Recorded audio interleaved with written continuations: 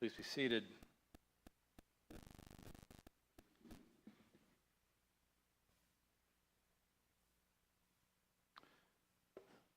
The second Sunday after Easter always gives us this gospel about Thomas. And Thomas, unfortunately, has been carrying a reputation for a long time now. So whenever I say Thomas, you say Doubting Thomas, which, if we're honest, is not really fair. In fact, it's a little bit unfair, because the other disciples didn't exactly ace the faith test either. When Mary Magdalene first told them the tomb was empty, they didn't say, "Of course, resurrection, that makes perfect sense." No, they were hidden behind locked doors, afraid of the authorities, uncertain, trying to make sense of something that didn't fit their categories. And Jesus shows up anyway, not because they had it all figured out, not because they believed the right things, not because they were exactly where they were. And Thomas misses it. He's not in the room. He doesn't get the experience. He doesn't have the moment everyone else is talking about. So when they tell him, "We have seen the Lord," Thomas says what many of us might say, "I need more than that."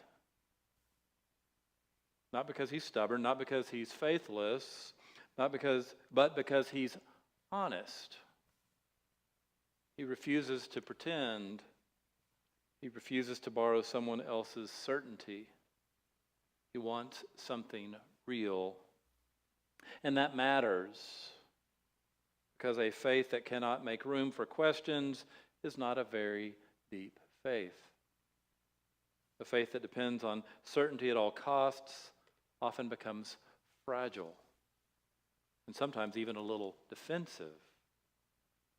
But Thomas shows us something else.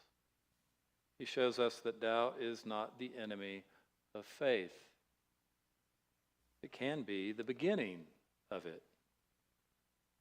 A week later, Jesus shows up again. Same room, same locked doors, same disciples. Only this time, Thomas is there. What does Jesus do? He doesn't shame Thomas. He doesn't correct him. He doesn't say, "If you had just believed harder." No, Jesus meets him. "Put your finger here. See my hands. Reach out your hand and put it in my side." In other words, come as you are. Bring your questions. Bring your need to understand.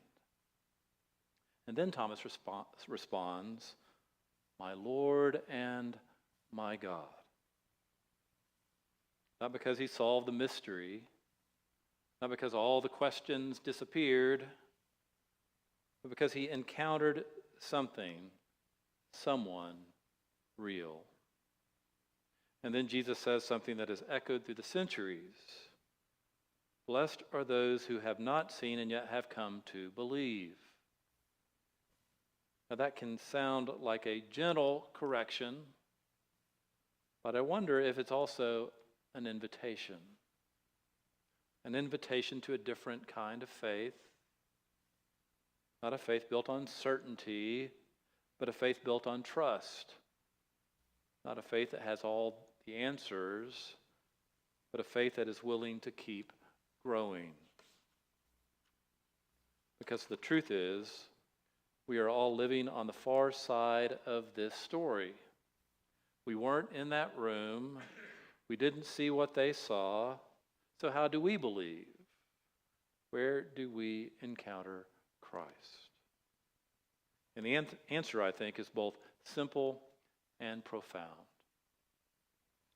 We encounter Christ in the life we share, communities where people are allowed to be honest, where questions are not threats but invitations, where faith is not measured by certainty but by depth, compassion, and growth.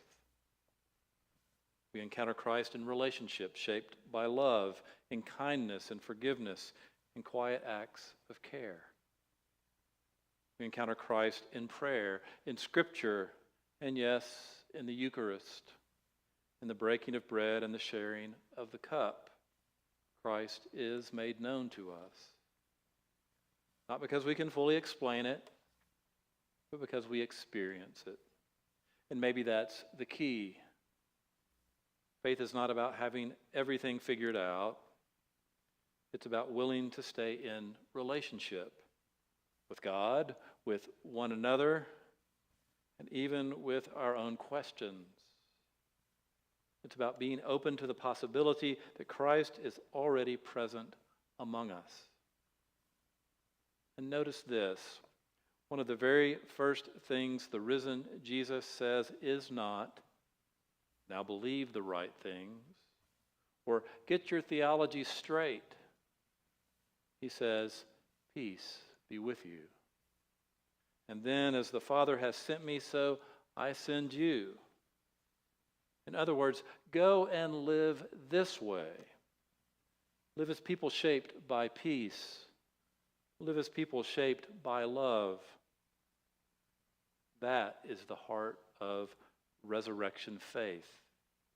Not certainty, not perfection, but a life that grows, a life that deepens, a life that becomes more and more aligned with the love of Christ.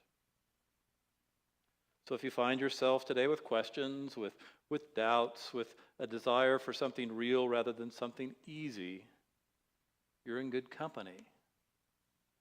Because Thomas is not the problem in this story.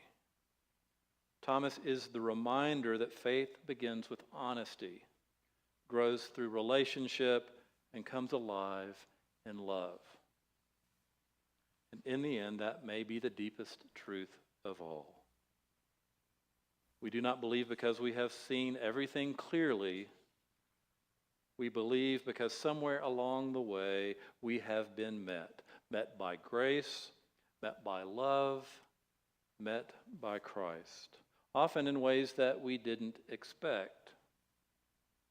And so we keep showing up, we keep asking, we keep growing, we keep loving, trusting that even behind locked doors, even in uncertain hearts, Christ still stands among us and says, "Peace be with you."